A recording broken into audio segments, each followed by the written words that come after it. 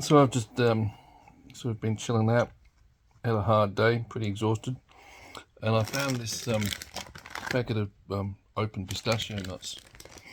Thought I'd have a bit of a snack, but as you do, there's a few crumbs as you're eating, and then I felt movement, and they're full of grubs, and that's how many I've eaten. A cup full of shells. There's so many. I just feel look at the little blighters. So I'm wondering if that's where some of the moths we've had in the house have been coming from, because yeah, there's quite a few of them.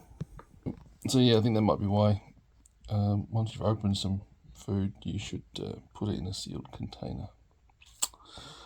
Okay, you like some pistachios? Have a closer look. What about it? All the salt. Oh, why have you...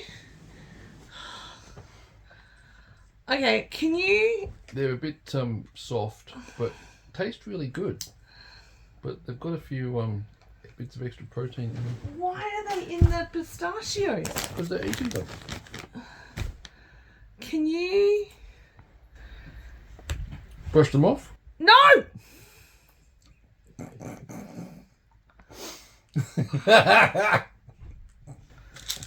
They tickle.